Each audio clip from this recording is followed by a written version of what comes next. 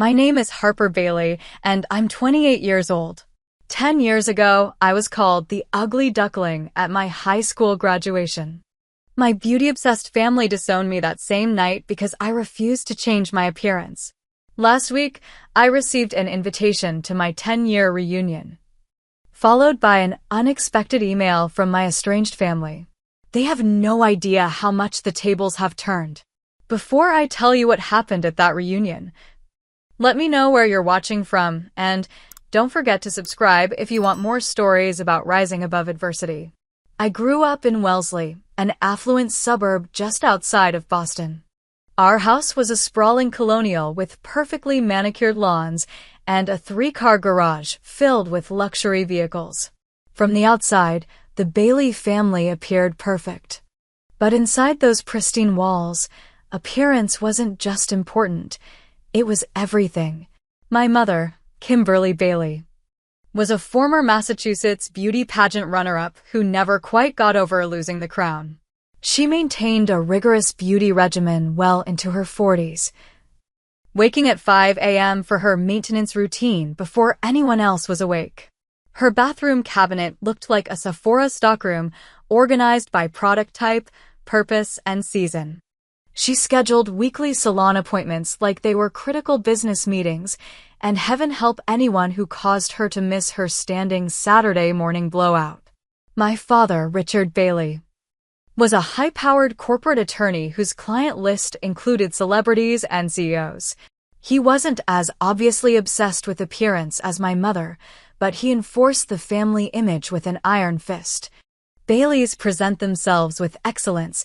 He would remind us before any public outing. His cologne collection cost more than most people's monthly rent, and he never left the house without a perfectly tailored suit, regardless of the occasion. Then there was my older sister, Madison.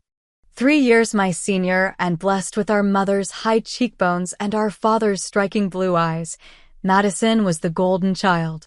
Cheerleading captain, homecoming queen, prom queen, she collected titles and trophies for her beauty the way some kids collected baseball cards. Her bedroom walls were covered with pageant sashes and modeling competition certificates rather than band posters or academic awards. And then there was me. From an early age, it was clear I hadn't won the genetic lottery, at least not in the ways my family valued. While Madison was signing with a teen modeling agency at 14, I was battling severe cystic acne that seemed resistant to every dermatologist's treatment. While she was shopping for homecoming dresses, I was getting fitted for my 3rd set of braces. While she maintained a perfect size 2 figure, I struggled with my weight, fluctuating between chubby and pleasantly plump, according to my mother's euphemisms. Harper, darling, have you been using that special face wash I bought you? My mother would ask at breakfast, not even trying to hide her disappointment as she examined my latest breakout. You know, if you'd just cut out dairy like I suggested, your skin would clear right up. The suggestions were endless: special diets, expensive creams, painful facials where estheticians would tisk-tisk over my problematic skin. By 13, I was on a strict beauty regimen that would have been excessive for a Hollywood actress. By 15, my mother had started casually leaving brochures for cosmetic procedures on my bed. The comparisons were relentless. Not just to Madison, but to my cousin Tiffany, to girls at school, to younger versions of my mother. Family gatherings were torture sessions disguised as helpful advice circles. You have so much potential, Harper, my aunt would say, pinching my cheeks until they were red. You just need to put in the effort. Look at your sister. She's up at dawn doing her yoga and skin routine. What no one seemed to notice or care about was that while Madison was winning beauty contests, I was acing every class. While she was dating the football captain, I was building my first computer program. My bedroom wasn't decorated with tiaras, but with science fair medals and academic certificates. Only my science teacher, Mr. Wilson, seemed to see me, really see me, beyond my appearance. During my sophomore year, he pulled me aside after I aced another exam. Harper, you have an extraordinary mind, he said, his eyes serious behind wire-rimmed glasses. Have you considered a future in computer science?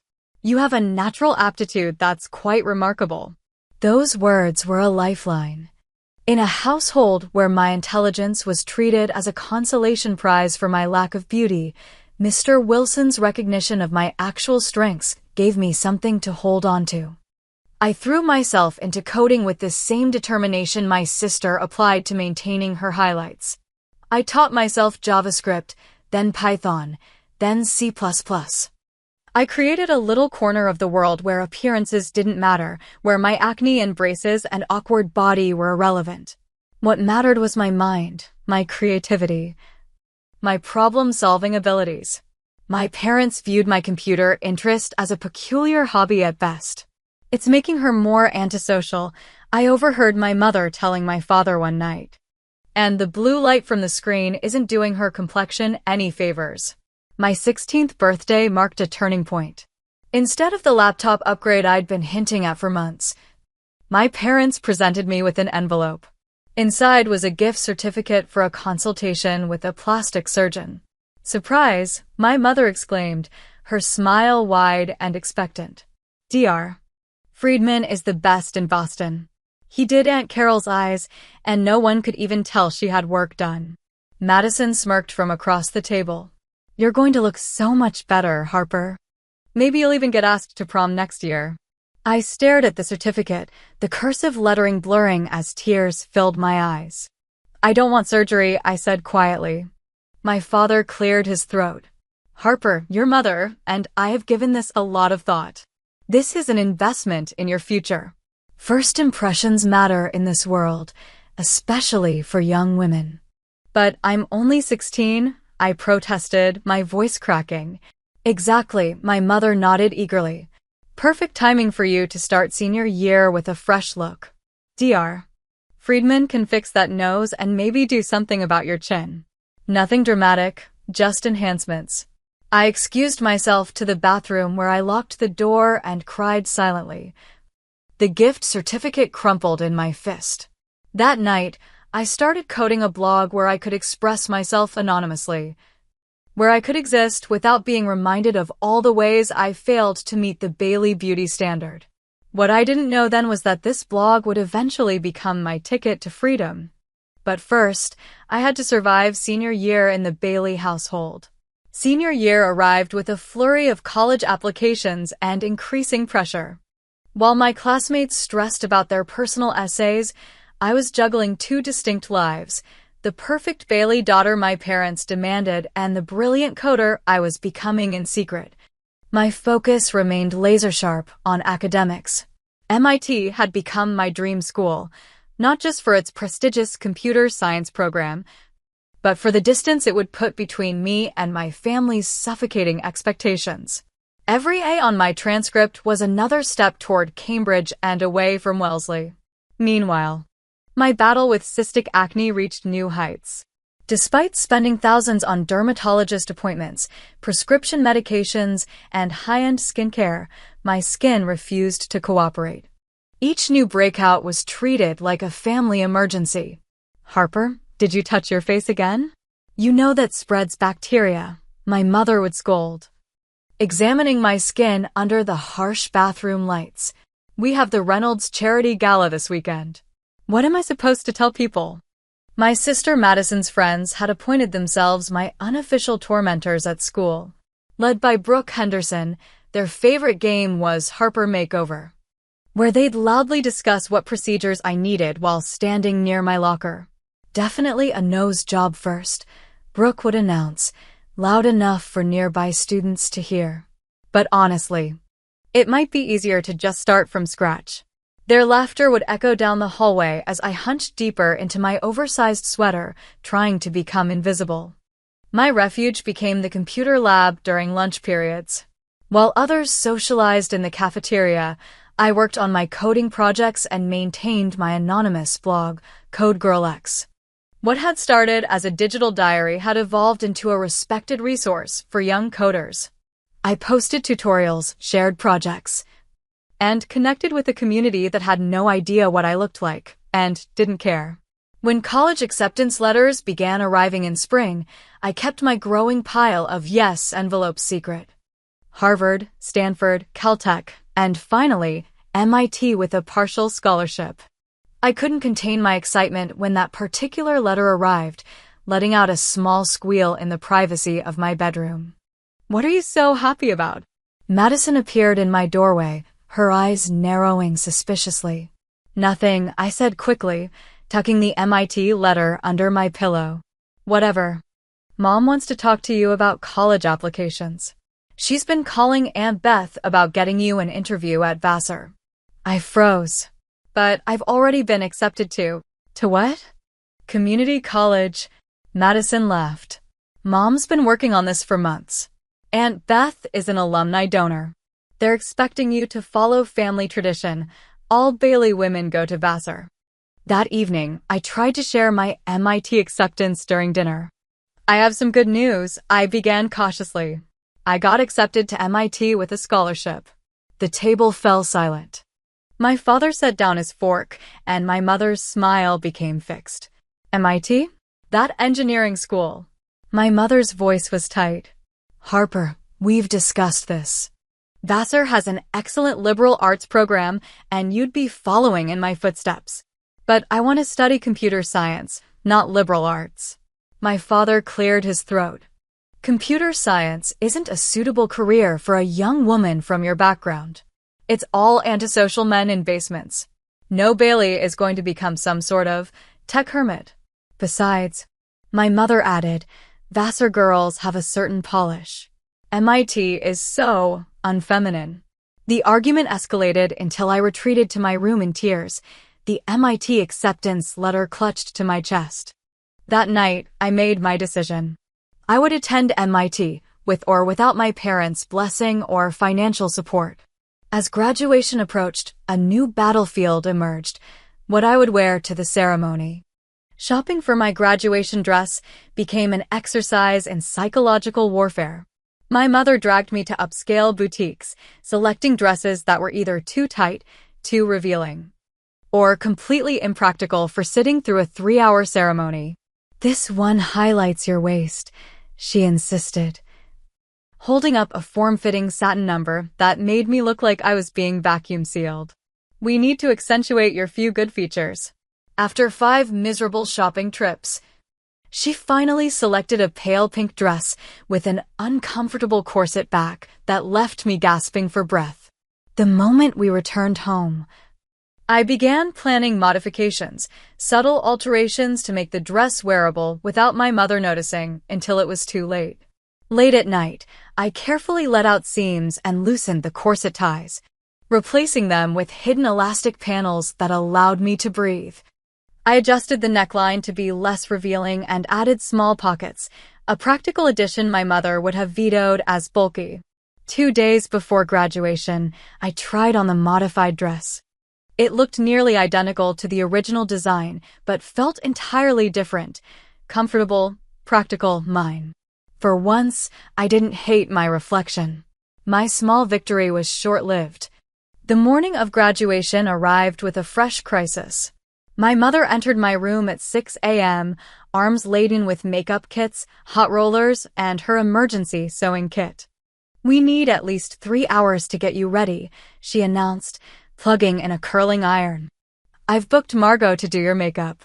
She's a miracle worker." I took a deep breath. "Mom, I'm not wearing a full face of makeup to graduation."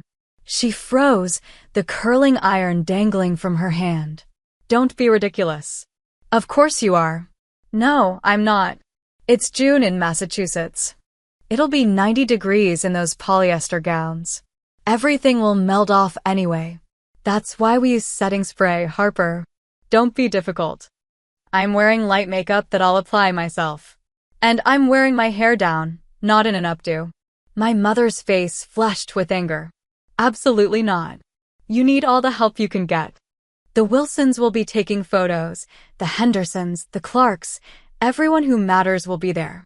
"It's my graduation," I said, my voice stronger than I felt. "And for once, I'm going to be comfortable." The fight that ensued was epic. with my mother cycling through tears, threats, and finally, icy silence. When I walked downstairs 2 hours later in my modified dress, my hair simply blow-dried straight and minimal makeup, she looked at me like I'd shown up in pajamas. "You're embarrassing this family intentionally," she hissed as we prepared to leave. "I hope you're proud of yourself." I wasn't proud. Not yet. But for the first time, I wasn't ashamed either. That would come later in ways I couldn't have imagined. June 7th dawned bright and humid, the kind of New England summer day where the air feels like a wet blanket. By the time we arrived at Wellesley High's football field, where rows of white folding chairs faced a flower-bedecked stage, my carefully straightened hair was already starting to frizz in the humidity. My father parked his Audi in the VIP section, a perk of his generous donations to the school's endowment fund. The Bailey family exited the vehicle like celebrities arriving at a premiere.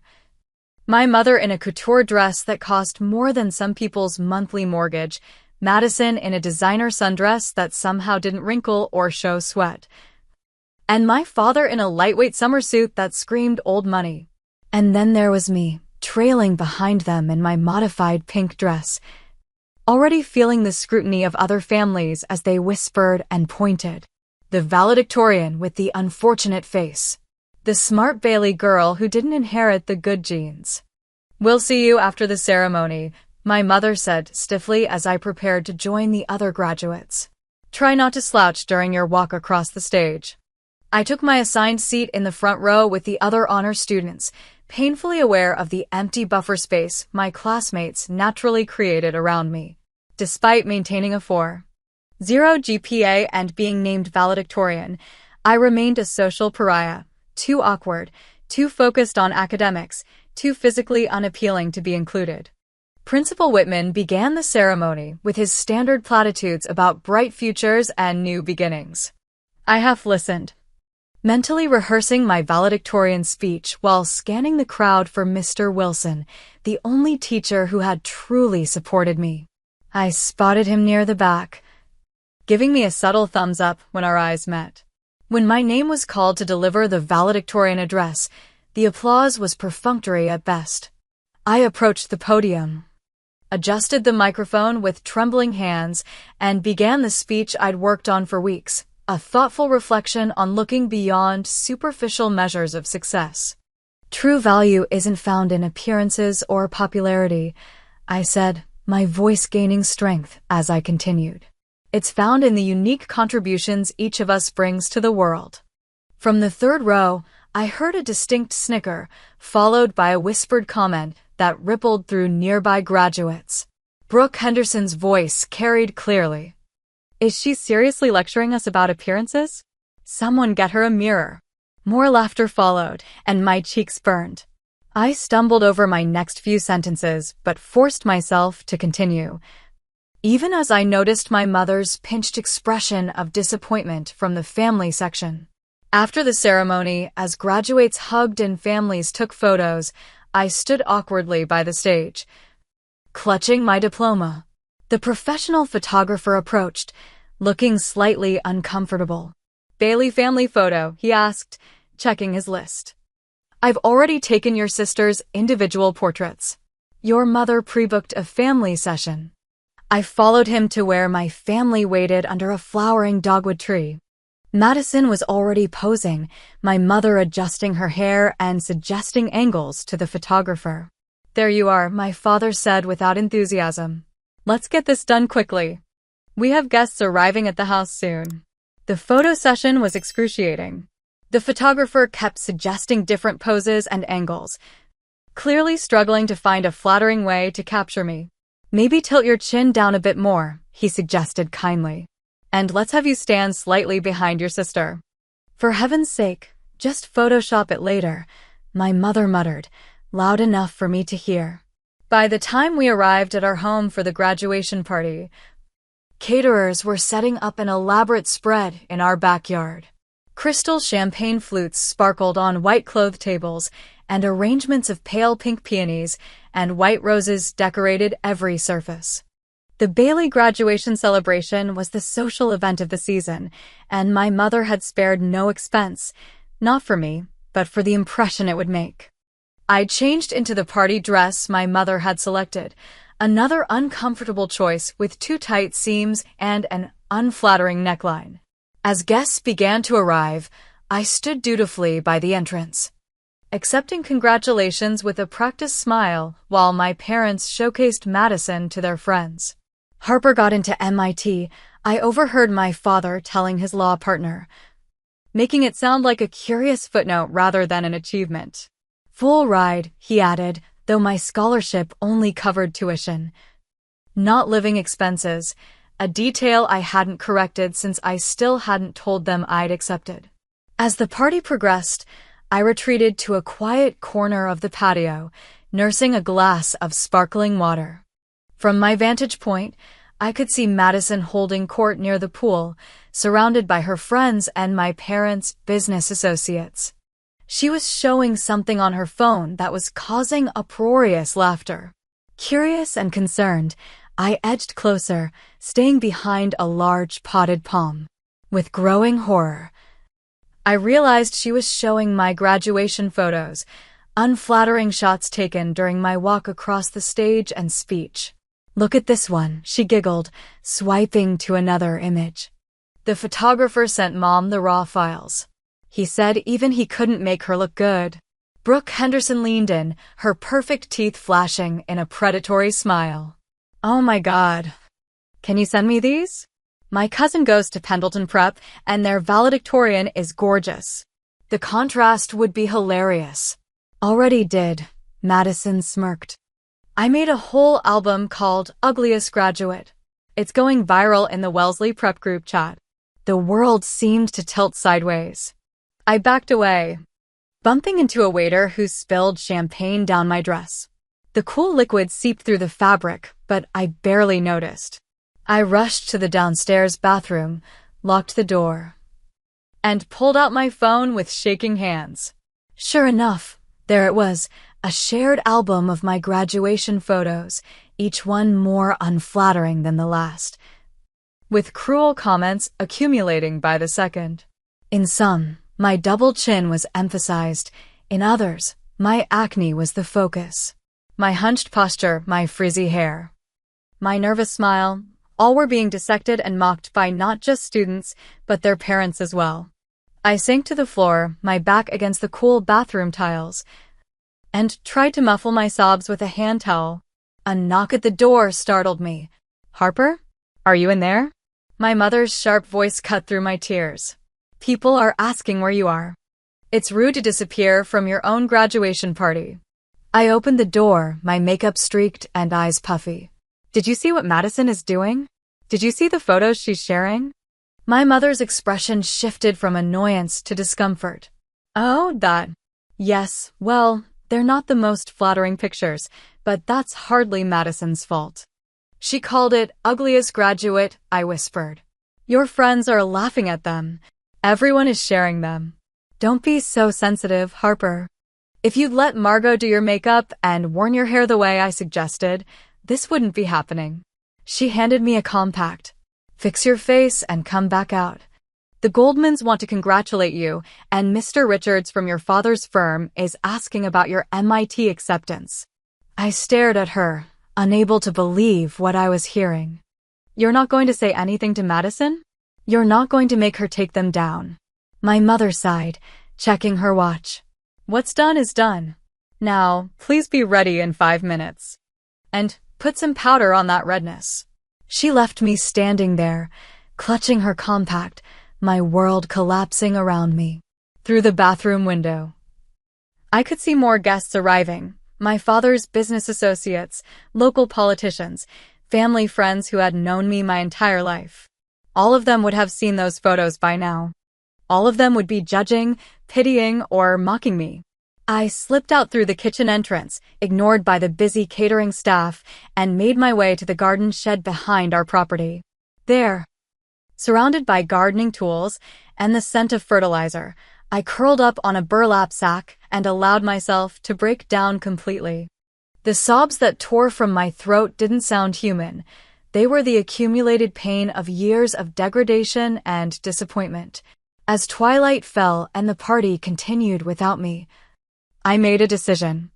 I couldn't live like this anymore. Something had to change, even if it meant losing everything I'd ever known. The morning after graduation dawned with an eerie calm. I had eventually returned to the house long after the party ended, slipping in through the back door and avoiding any potential confrontation. My room, with its familiar pale blue walls and neatly organized bookshelf, felt like a stranger's space, a relic from a life I could no longer inhabit. At precisely 10 a.m., my father's voice echoed up the stairs. Family meeting in my study. Immediately. The Bailey family meeting was an institution reserved for major announcements or serious infractions. Seated in the leather wingback chairs that faced my father's imposing mahogany desk, we looked like participants in a corporate board meeting rather than a family discussion. My father remained standing, his hands clasped behind his back as he paced the Persian rug. My mother sat rigid in her chair, her expression unreadable. Madison examined her manicure, clearly bored with the proceedings. Yesterday was unacceptable, my father began, his lawyer voice in full effect. Harper, your disappearance from your own graduation party was noticed by everyone. The Goldmans were offended, and Senator Wilson's wife specifically asked to speak with you about her daughter's coding camp. I stared at the floor, unable to believe this was his concern after what had happened. Furthermore, he continued, your appearance and presentation throughout the day reflected poorly on this family. The Baileys have standards, Harper. Standards and expectations that you consistently fail to meet. My mother nodded in solemn agreement. We've done everything we could, Richard. The dermatologists, the dietitians, the style consultants. Harper simply refuses to put in the effort. That's not fair, I said quietly. I've tried everything you've asked. My skin condition is medical, not from lack of effort. And yesterday, Madison publicly humiliated me by, don't blame your sister for your shortcomings, my father cut me off. Madison has always understood what it means to be a Bailey. She represents this family with grace and beauty. Madison smirked at me from across the room.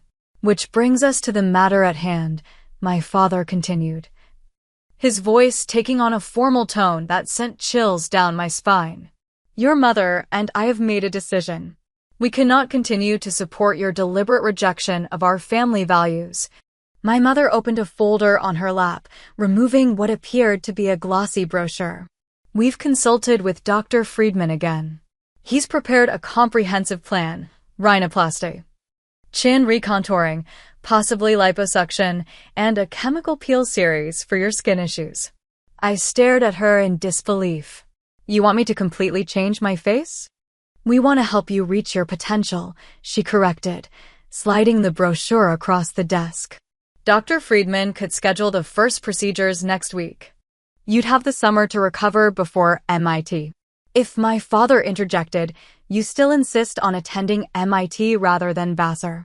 That's another discussion entirely. The room seemed to shrink around me as the full implications became clear. This wasn't just about yesterday's humiliation or my appearance. This was an ultimatum. And if I refuse? I asked, my voice barely audible. My father's expression hardened. Then we can no longer financially support you. No tuition, no living expenses, no family backing. You'd have to make your own way. My mother added, her tone suggesting this was an impossibility. And of course, you couldn't continue to live here representing the Bailey name while rejecting Bailey standards.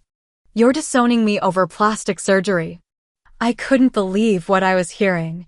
After all my academic achievements, my scholarships, my coding projects, none of that matters because I won't change my face. Don't be dramatic, Harper, my father scoffed. We're offering you a chance to improve yourself and continue being part of this family. The choice is yours. Something inside me, something that had been bending and compressing for years, finally snapped. I stood up, my legs shaking but my voice surprisingly steady. My face is not the problem. This family is the problem. You've made me feel worthless my entire life because I don't look like Madison. You've ignored my accomplishments and magnified my flaws. Yesterday, Madison publicly humiliated me by sharing unflattering photos labeled ugliest graduate, and neither of you said a word to her. You're not offering improvement. You're demanding conformity to your shallow, appearance-obsessed values. My mother gasped, but I continued, years of suppressed feelings pouring out. I accepted MIT's offer weeks ago.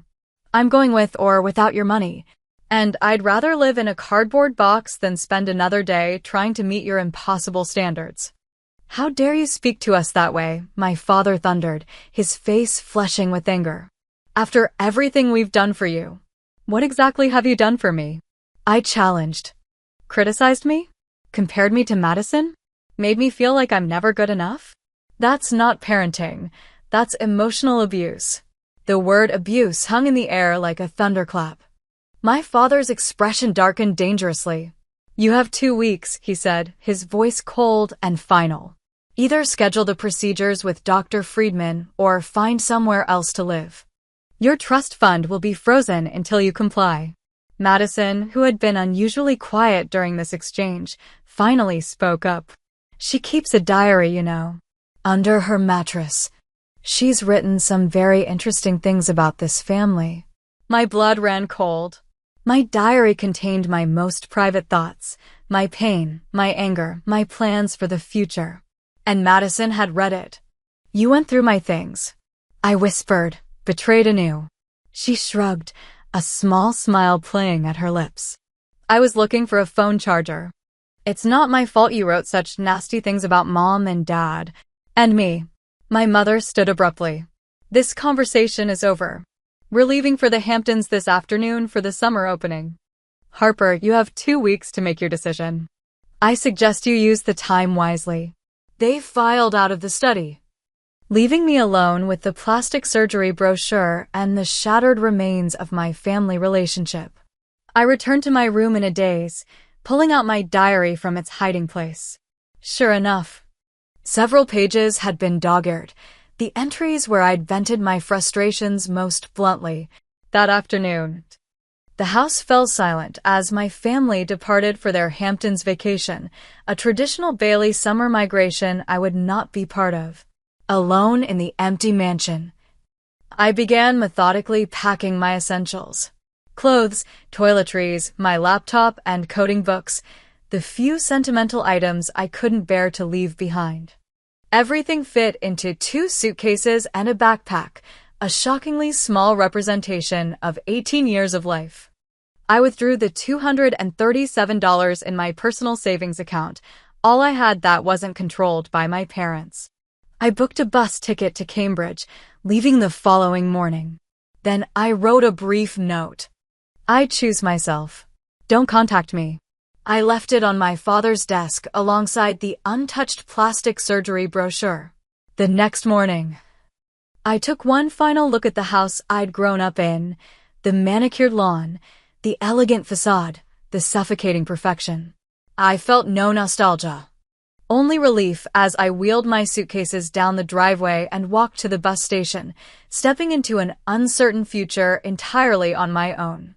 The transition from Wellesley privilege to Cambridge struggle was more brutal than I'd anticipated. The $237 in my pocket quickly dwindled as reality set in. Cambridge was expensive. MIT wouldn't start for months, and I had nowhere to live. My first week was spent in a dingy motel that charged by the day, eating ramen noodles and applying for every job I could find. By day 10, with less than $50 remaining, panic had become my constant companion. I'm sorry, but we need someone with experience, said the manager at the 4th coffee shop I'd applied to. I'm a fast learner, I pleaded. I can start immediately. She glanced at my resume again, her expression softening slightly. No food service experience, no retail.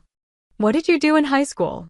The truth, that I'd spent my time studying and coding while my classmates worked summer jobs, would sound privileged and entitled.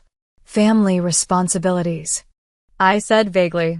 Look, I can put you on as a morning shift barista, she finally offered. 6 to noon, minimum wage plus tips. Training starts tomorrow. I nearly cried with relief.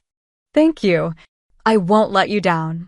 The coffee shop job barely covered my motel expenses, so I took a second job doing data entry at a small insurance office from 1 to 5 p.m.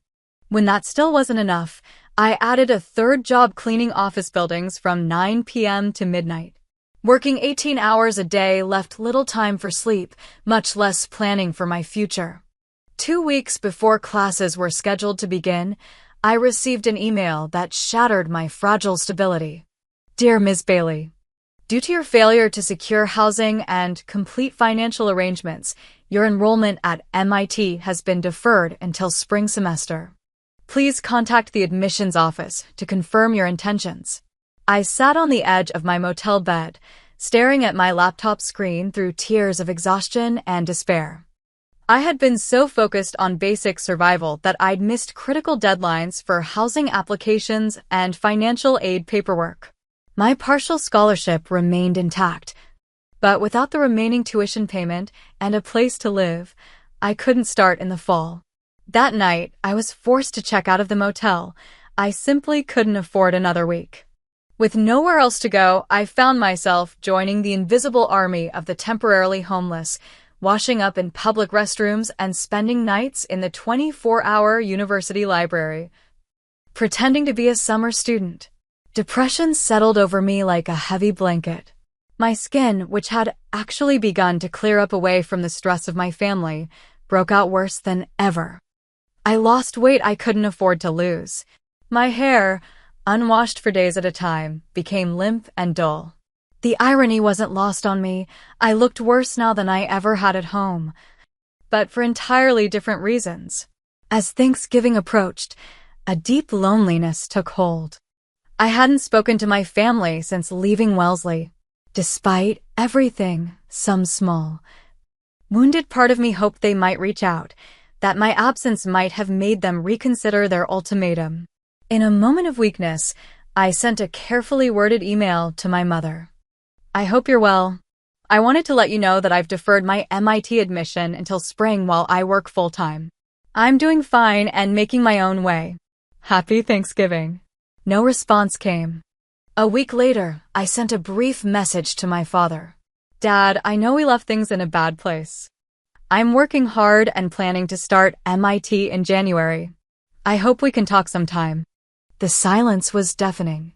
Finally, 2 days before Christmas, I tried reaching out to Madison. I know we've had our differences, but it's Christmas. Could we talk? This time, my email bounced back. Undeliverable. Recipient unknown. Confused, I tried my parents' emails again. Both returned the same error message. They had changed their email addresses without telling me. Complete disconnection. With shaking hands, I wrote a physical letter to our Wellesley address, pouring my heart onto the page. I didn't ask for money or even forgiveness, just acknowledgement that I existed. A week later, my letter returned to the coffee shop address I'd included as a return address. Stamped across the envelope in red ink, returned to sender, and no longer at this address. They had moved. My family had physically relocated without telling me, leaving no forwarding address. The finality of it knocked the wind from my lungs. They hadn't just disowned me, they had erased me. The combination of physical exhaustion, emotional devastation, and poor living conditions finally caught up with me 2 days after Christmas. In the middle of my morning shift at the coffee shop, I collapsed, my body simply shutting down. I woke up in a hospital bed and 4 dripping fluids into my arm. A nurse named Janet was adjusting my pillows, her kind face creased with concern. "There you are," she said gently. "You gave everyone quite a scare, young lady. What happened?" My voice sounded strange to my own ears. "Severe dehydration, malnutrition, and exhaustion," she explained. "Your body just couldn't keep going. The doctor wants to keep you for observation at least overnight." Panic seized me. I can't afford this. I don't have insurance. I need to get back to work. Janet placed a calming hand on my arm. Your manager at the coffee shop called an ambulance when you collapsed. She also mentioned that you might be in a difficult situation. Shame burned through me. I'm fine. I'm a student, just working through some temporary issues. Janet's expression told me she didn't believe me, but she didn't push. The hospital has programs for people who need assistance. Let me bring you some forms. That night, alone in the sterile hospital room, I reached the lowest point of my life. I stared at my reflection in the darkened window. Gaunt face, hollow eyes, chapped lips. For the first time since leaving home, I wondered if I had made a terrible mistake. Maybe I should have accepted my mother's offer. Maybe a few surgical procedures would have been worth having a roof over my head, food in my stomach, and a clear path to education. Maybe my face really was the problem. I picked up my phone, my mother's number still memorized despite months of silence. My thumb hovered over the call button. One call and I could go home. One surrender, and this nightmare would end. No, I whispered to my reflection. This isn't about my face. It never was. I set the phone down and turned away from the window. I wouldn't call. I wouldn't break. Somehow, I would find a way forward on my own terms. Little did I know that rock bottom was exactly where my real life would begin.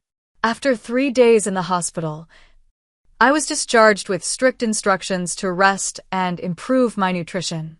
With nowhere to go, I faced the prospect of returning to my untenable living situation until Janet, the nurse who had cared for me, made an unexpected offer.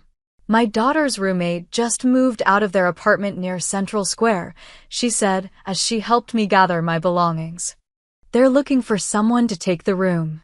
It's not fancy, but it's clean and affordable. I stared at her, suspicious of such convenient timing. Why would you help me? You don't even know me. Janet's kind eyes crinkled at the corners. Because 20 years ago, I was you. Young, alone, struggling. Someone gave me a chance when I needed it most. I'm just paying it forward. 2 hours later, I was standing in a small but clean bedroom in a modest 2-bedroom apartment. My new roommate, Alicia Chen, was a computer engineering graduate student with an easy smile and zero interest in my appearance. Bathrooms shared, kitchen's a disaster zone but functional. And the Wi-Fi password is taped to the fridge, she said, completing her 30-second tour. Rent's due on the 1st. Any questions? Why aren't you asking me more questions? I couldn't help but ask. Don't you want references or something? Alicia shrugged. Janet vouched for you. Plus, you look like you've been through hell. So I'm guessing you're not going to throw wild parties. That's good enough for me. That night, sleeping in a real bed for the first time in weeks, I felt the first tentative stirrings of hope. The next morning, Alicia was typing furiously at the kitchen table, surrounded by empty coffee mugs and scattered papers. You code? She asked, noticing my interest in her screens. Yeah. Python, JavaScript, some C++. Her eyes lit up. For real? I'm drowning in this project for my startup incubator. The backend is a mess and our developer quit last week. Want to take a look? I peered at her screen, immediately spotting several inefficiencies in the code. Your loops are redundant here, and this function could be simplified. Holy shit, Alicia breathed. Can you fix it? Probably. She pushed her laptop toward me. If you can salvage this, I'll pay you. Not much, but something. I spent the day restructuring Alicia's code, losing myself in the familiar comfort of programming logic. By evening, I had transformed her unwieldy backend into something streamlined and functional. This is incredible, she said, reviewing my work. Where did you learn to code like this? Self-taught, mostly. I was supposed to start at MIT this fall, but I trailed off, not wanting to explain my whole sad story. MIT? Wait, have you published anything? Blog posts, tutorials, anything? I ran a coding blog called CodeGirlX for a few years, I admitted. Alicia's jaw dropped. Your CodeGirlX? Seriously? Your Python tutorials saved my ass freshman year. The validation from a complete stranger, someone who knew my work but not my face or my family name, felt like pure sunshine after months of darkness. Our startup needs someone with your skills, Alicia continued. It's just a small team working on an app for college students, but we have seed funding. It wouldn't be much at first, but I'll take it, I said immediately. The next few weeks brought rapid change. Alicia introduced me to her startup team, who cared more about my coding abilities than my appearance. I began working part-time while maintaining my coffee shop job for stability. In late January, I received an email from MIT's Financial Aid Office. Dear Ms. Bailey, we have reviewed your situation and are pleased to offer you an expanded aid package, including emergency housing assistance and a work-study position in the computer science department. Please contact us to complete the necessary paperwork for spring enrollment. It turned out that Dr. Reynolds, a professor who had interviewed me during the application process, had taken a personal interest in my case after learning I had deferred. His intervention had unlocked resources I didn't know existed.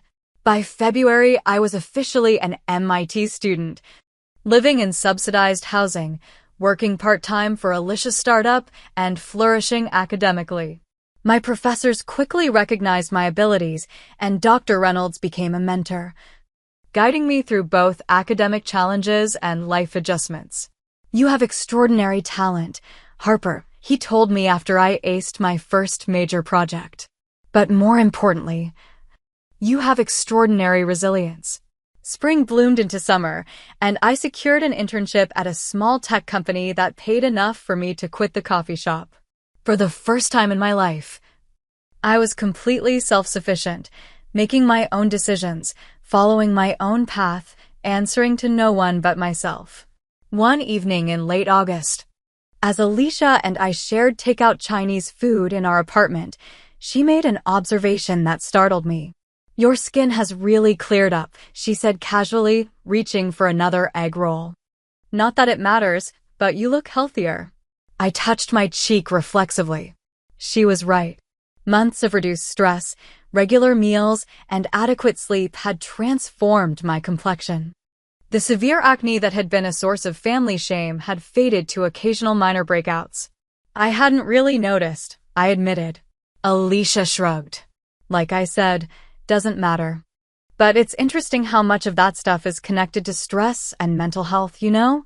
My mom's a dermatologist, and she always says the worst thing for skin is a toxic environment. Her words hit me like a revelation. How much of my appearance had been a reflection of the toxicity I'd lived with? How much of my so-called ugliness had been manifested by the very people who claimed to want to fix it? That night, I studied my reflection, really studied it for the first time in years. The face looking back at me wasn't ugly. It wasn't Madison's face, with its conventional beauty and perfect symmetry. It was just mine. Unique. Distinctive. Actually kind of interesting. The following week, a major breakthrough came from an unexpected direction. Dr. Reynolds called me into his office after class. Harper, I've been following your work on skin condition tracking algorithms, he said, referencing a side project I'd mentioned once in passing. I think there's significant potential there. Would you be interested in developing it further as part of your independent study? My skin condition tracking app had started as a personal project, a way to document my own skin issues and identify triggers. I'd coded it during my darkest days as a form of reclaiming control over something that had been used against me. You think it has commercial potential? I asked, surprised. More than potential. It's innovative and fills a genuine need. If you're willing, I'd like to connect you with some people from the Entrepreneurship Center. Within months, my personal project evolved into Natural You, an app that used AI to track skin conditions, identify triggers, and suggest personalized care routines. The irony wasn't lost on me. The very feature that had made me an outcast in my family was becoming the foundation of my professional success. By the end of my sophomore year, Natural You had secured its first round of seed funding. By junior year, we had a team of 5 and office space in Kendall Square. My appearance, once deemed my greatest liability, had become irrelevant to my day-to-day life. People saw my work, my intelligence, my creativity. They didn't fixate on my skin or my nose or my weight. I developed friendships with people who valued substance over style, depth over superficiality.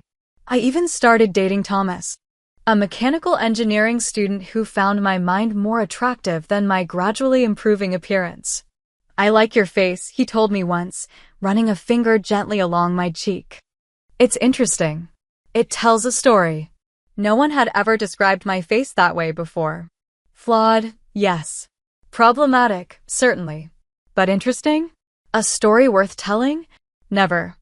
As Natural You grew from startup to legitimate business, I found myself increasingly in the public eye, giving presentations, meeting with investors, even doing occasional media interviews. The shy, insecure girl who had once hidden from cameras was slowly replaced by a confident young woman who understood her value beyond physical appearance. I won't pretend the transformation was easy or complete. I still had moments of insecurity, days when old voices echoed in my head. But with each success, each new relationship, each day lived on my own terms, those voices grew fainter. By the time I graduated from MIT at the top of my class, Natural You had over 50 employees and a valuation that made me financially independent beyond anything I could have imagined. I bought my first apartment, a modest but beautiful space overlooking the Charles River, and furnished it exactly as I pleased, with no mother to critique my taste or father to question my choices. As I approached my 10-year high school reunion, I had become someone my 18-year-old self wouldn't have recognized, not because of any change in my appearance, but because of the confidence, success, and self-acceptance I'd cultivated. Then came the email that would bring my past and present into direct collision, an invitation to the Wellesley High 10-year reunion. Followed a day later by a message from a sender I had never expected to hear from again, Madison Bailey. "Harper, I know it's been a long time. I've been trying to find you. We need to talk. Things have changed. Please." The circle was about to close, and I was finally ready to face it. 10 years. A decade since I'd walked away from the Bailey mansion with nothing but 2 suitcases and unwavering determination. Now, as I stood in my penthouse apartment overlooking the Boston skyline, the reunion invitation and Madison's email open on my laptop, I felt oddly calm. Natural You had grown beyond my wildest expectations, recently valued at over $50 million. Our app had expanded into a comprehensive platform supporting people with various skin conditions, and we'd just launched a foundation providing dermatological care to underserved communities. The girl who had once been mocked for her appearance was now helping thousands embrace their natural beauty. "Are you really considering going?" Thomas asked, wrapping his arms around me from behind. After 3 years together, he knew my family history in detail. "I think I need to," I replied, leaning back against his solid presence. "Not for them, but for me, to close this chapter completely." I replied to Madison's email with a simple message: "I'll be at the reunion. We can talk there." The weeks leading up to the reunion passed in a blur of preparations. Not the kind my mother would have insisted upon: no crash diets, painful treatments, or cosmetic procedures. Instead, I focused on my mental preparation, working with my therapist to establish healthy boundaries for the inevitable confrontation. I chose my outfit with care, not to impress, but to remind myself of how far I'd come.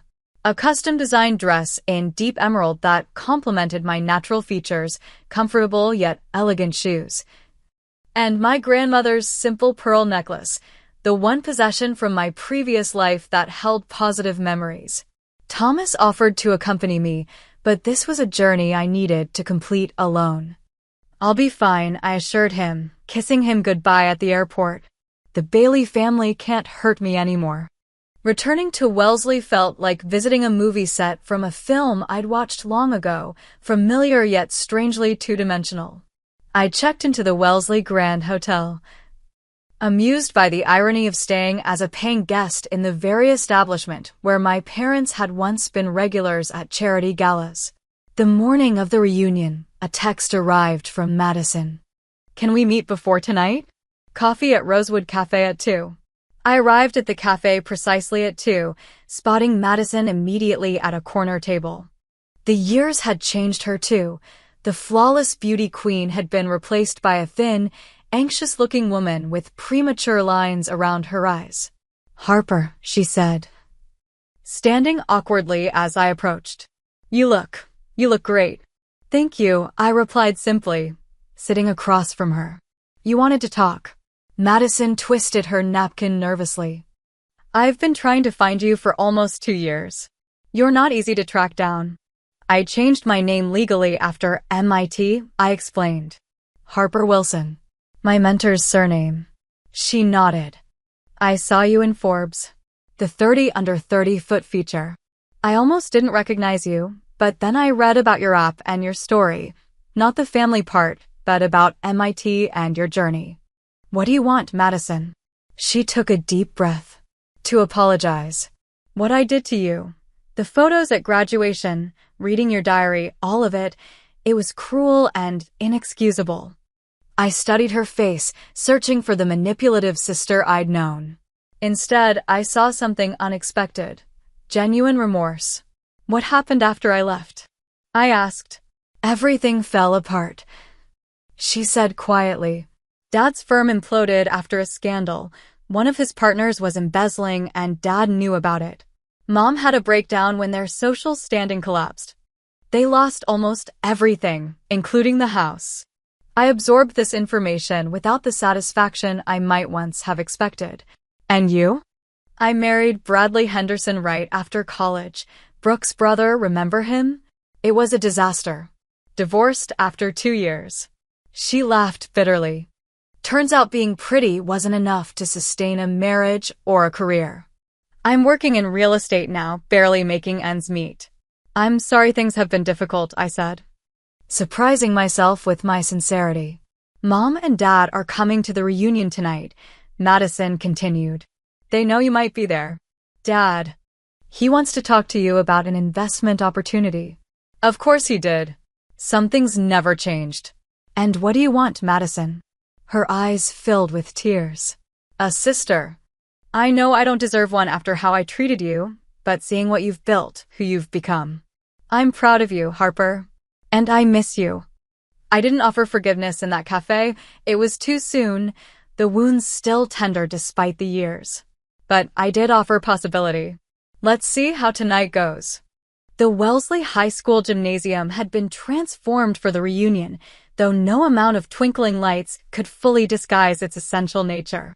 I entered alone, immediately aware of the ripple of recognition that spread through the crowd. Brooke Henderson spotted me first, her eyes widening as she elbowed her friend Cassandra. Their shocked expressions were worth every moment of hardship I'd endured. "Harper Bailey." Principal Whitman approached, beaming. "Our most successful alumna. We've been hoping you'd attend." Throughout the evening, former classmates who had never given me a second glance now clamored for my attention, asking for business cards and mentioning their great app ideas. I was polite but reserved, finding genuine pleasure only in reconnecting with Mr. Wilson, now retiring after 30 years of teaching. "I always knew you were destined for greatness," he said, his eyes twinkling. "Though I admit, even I didn't anticipate this level of success." "I used your name," I told him. "Legally, I mean. I'm Harper Wilson now." His eyes filled with tears. I can think of no greater honor. The confrontation I'd been anticipating came near the end of the evening. I was chatting with Mr. Wilson when I felt a familiar presence behind me. Turning, I faced my parents for the first time in a decade. My mother had aged dramatically, her once perfect features now heavily lined despite obvious attempts at cosmetic intervention.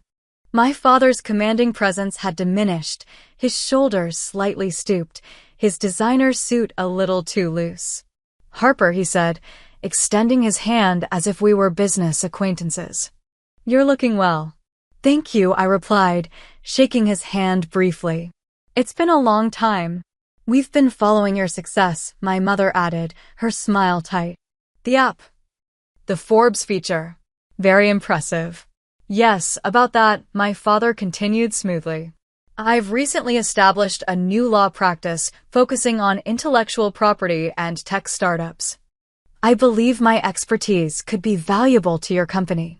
Perhaps we could discuss a potential collaboration. 10 years ago, his dismissal had shattered my world. Now, his transparent attempt to capitalize on my success barely registered as an emotional blip.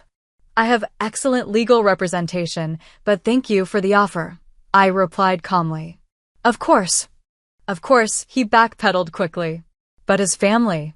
We're not family, I interrupted, my voice gentle but firm. You made that decision 10 years ago when you gave me an ultimatum about my appearance. You chose superficial beauty over your daughter's well-being. That was your choice. And I've made peace with it. My mother's face crumpled. Harper, we were only trying to help you. We wanted you to have every advantage. No. You wanted me to fit your image of what a Bailey should be. But it turns out I needed to stop being a Bailey to become who I was meant to be. You've certainly improved your appearance. My mother noted, unable to help herself. Your skin has cleared beautifully, and you've lost weight. The hair is much better too. I smiled, recognizing the backhanded compliment for what it was, the last desperate attempt to maintain her worldview. My appearance hasn't improved, Mom. I've simply stopped allowing others to convince me it was a problem. I felt a hand on my shoulder and turned to see Madison. Mom, Dad, I think we should go, she said quietly. Harper has other people to catch up with. As they turned to leave, I called out, Madison. She looked back hopefully. Coffee next week? Same place. Her smile was genuine. I'd like that. Watching them walk away, I felt no triumph, no vindication, only liberation. The family that had once defined me through their rejection no longer held any power over my self-worth. Later that night, back in my hotel room, I video called Thomas to share the events of the evening. So that's it? Chapter closed, he asked. I considered the question. Not closed, exactly. Rewritten. I'm open to having some kind of relationship with Madison. She seems genuinely changed. As for my parents, I can be civil, but there are boundaries I won't compromise on. I'm proud of you, he said simply. 2 days later, I delivered the keynote address at a girls' tech conference in Boston. Looking out at the sea of young, eager faces, girls who would face their own challenges and pressures around appearance and worth, I shared my story publicly for the first time. Your value isn't determined by your appearance, I told them. Not by your skin or your weight or your features. Your worth lies in your mind, your heart, your resilience, and your unique contributions to this world. It took me losing everything to discover that truth. My hope is that you can learn it without the same painful journey. My story doesn't have a fairy tale ending where family wounds are magically healed. My relationship with Madison is slowly rebuilding, one careful conversation at a time. My parents remain on the periphery, our interactions limited and conditional. But that's okay. The happy ending isn't about them. It's about me and the life I've created on my own terms. 10 years ago, they called me the ugly high school graduate and disowned me for refusing to change my appearance. Today, I know that what they saw as my greatest flaw became the foundation of my greatest strength, the ability to see beyond the surface and value what truly matters. What about you? Have you ever had to choose between meeting others' expectations and being true to yourself? How did you handle it? Share your story in the comments below. And if this resonated with you, please hit that subscribe button and like this video so others can find it too. Remember, sometimes the most beautiful journeys begin when someone tells you you're not beautiful enough. Thank you for listening, and I hope to see you in the next video.